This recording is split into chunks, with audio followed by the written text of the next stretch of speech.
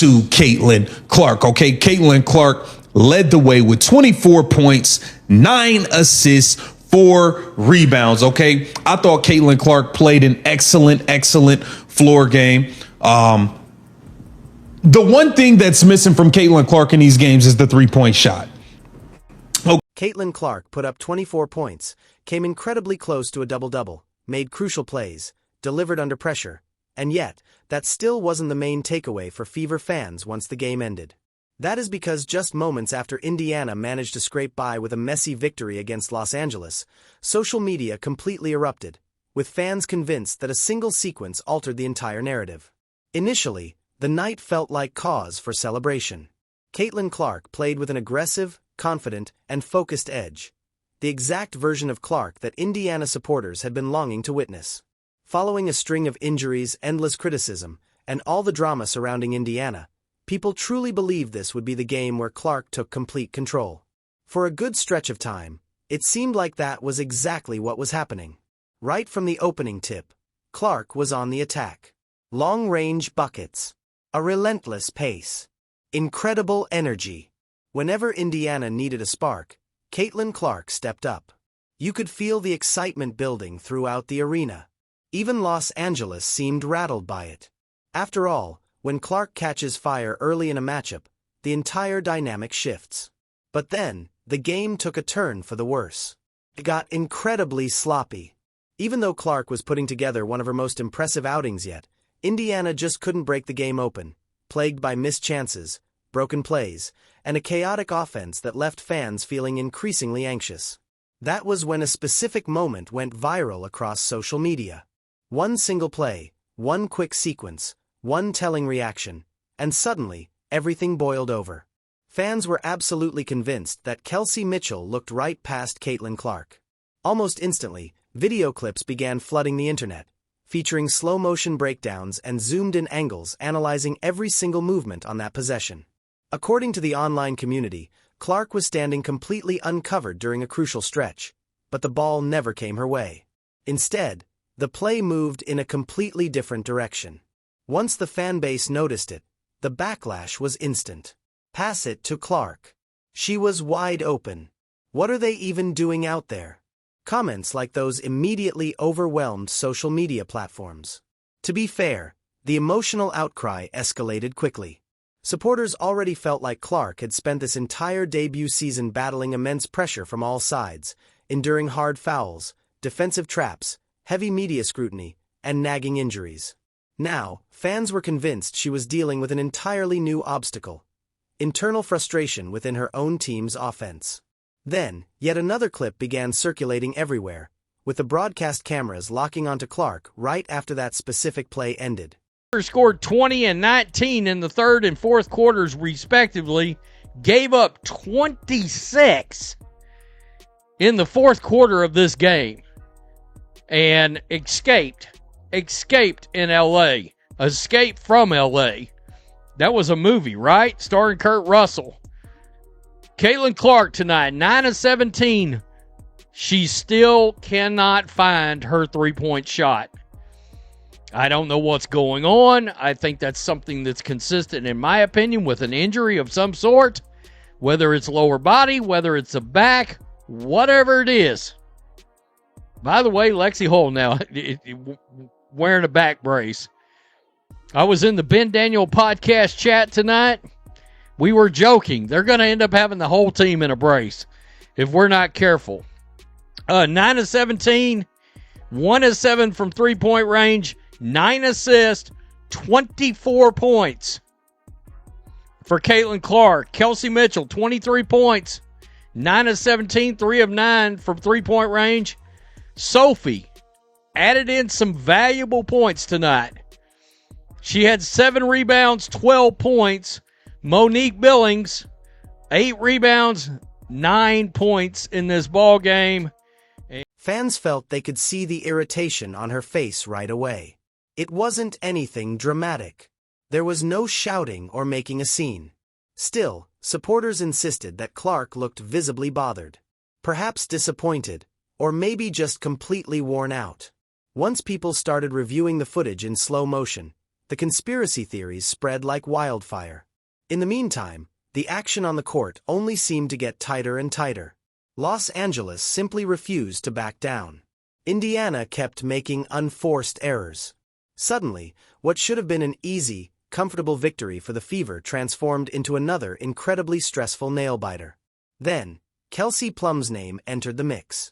After the final buzzer, reactions tying together the Sparks and Fever drama started gaining traction online as well. Fans immediately began connecting all the dots. It wasn't just about how well Clark played, or the fact that Indiana managed to survive the night. It was about the overall vibe surrounding the roster. Supporters felt that something was still fundamentally off. All the while, Caitlin Clark just kept making plays. Big buckets. Crucial moments. Smart decision-making. Her final stat line was undeniable.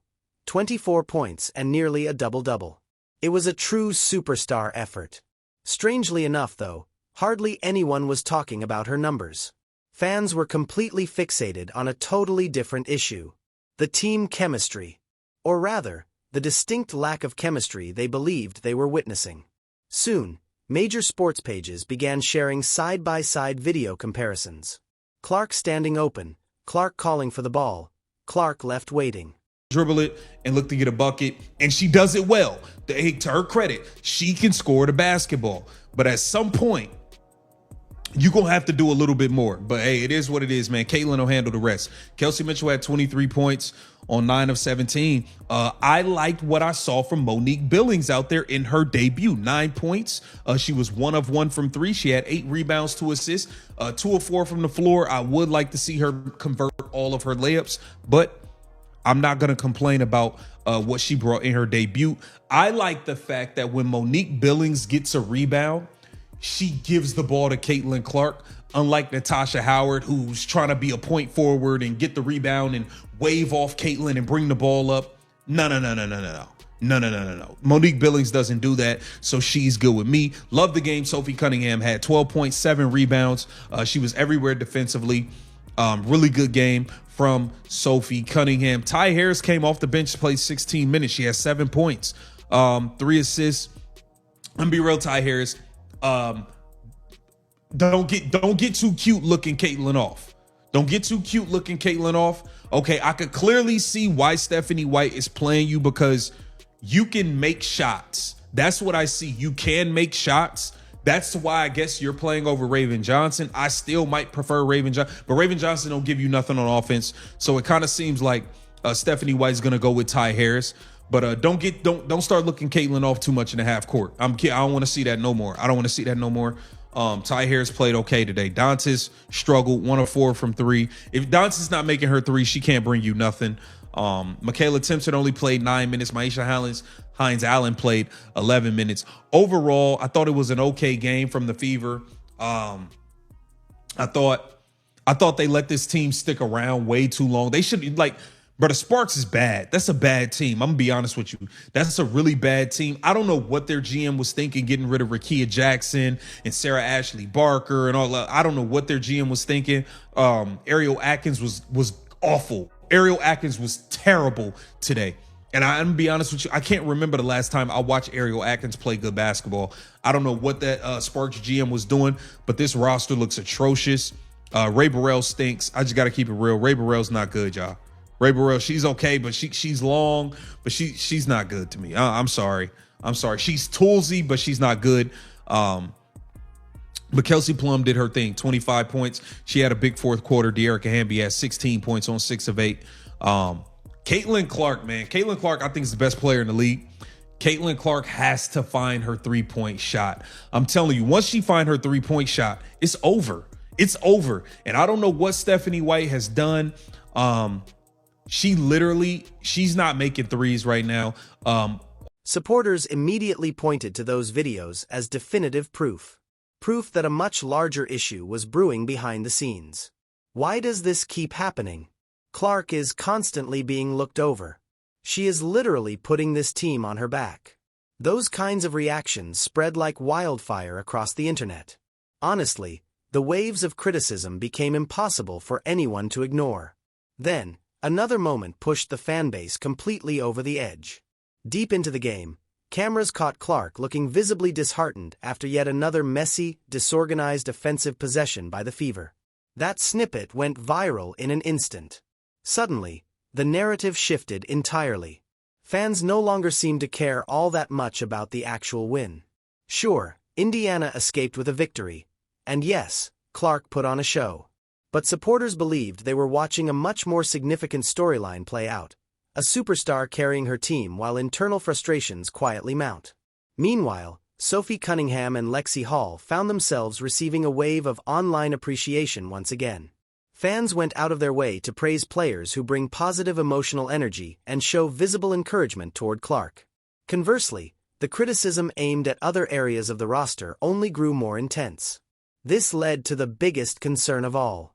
Supporters began raising some very uncomfortable questions. Was Clark starting to lose patience? Was the team's offensive system creating genuine friction? Was Indiana on the verge of squandering another spectacular performance from Caitlin Clark?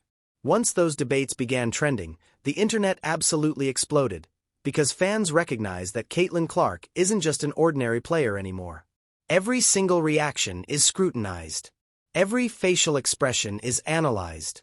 Every missed pass is magnified.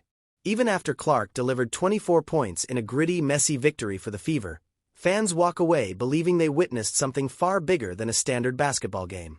Now, the entire sports world is keeping a very close eye on the situation. Because following that performance, the resulting controversy, and the massive online fallout, one truth has become impossible to look past. Caitlin Clark may have carried Indiana to safety once again, but Fever fans remain convinced that something is still deeply wrong.